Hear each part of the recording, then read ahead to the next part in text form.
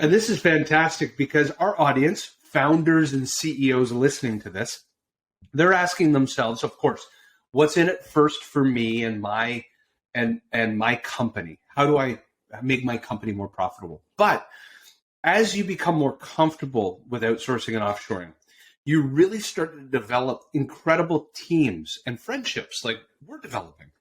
So can you also help our audience, a founder who maybe has passed the mindset, I understand that there is a tremendous opportunity to have my marketing team in Bangladesh or my DevOps in Bangladesh.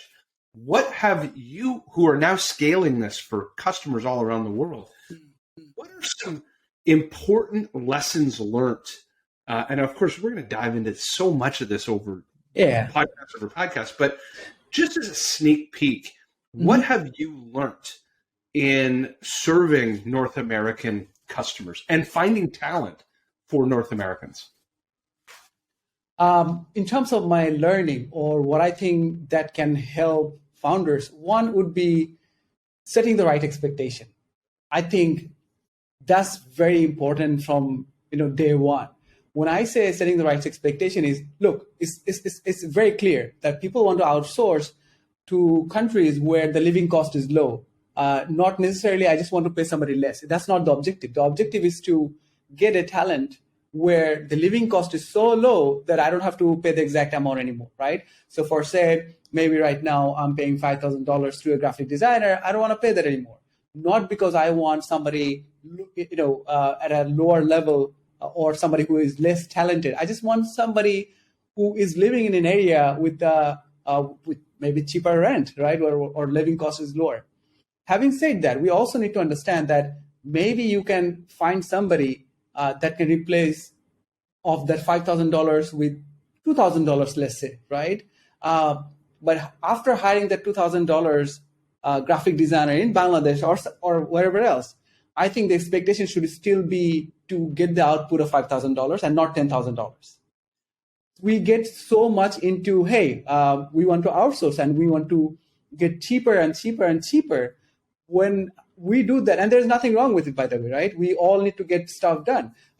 There's a great example of you can buy a pen. If I think about US dollar, you can buy a pen with $1. You can also buy pens with hundreds of thousands of dollars, right? Though there are those pens as well. So it's not about the amount that I'm paying. It's about, yeah, there you go. I don't know how much that is going to cost you. I got this as a wedding gift.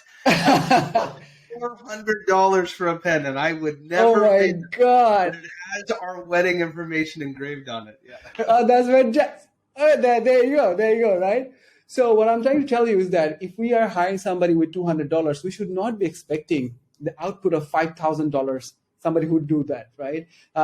So having the right expectation, from the founder's side or west side, I think is a very important thing. That's one.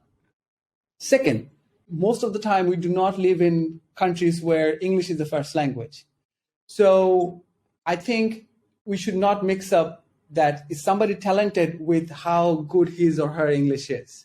Obviously, that person needs to have some kind of understanding, the basic knowledge of English where we can communicate, right? Where we can have a beer, as you say.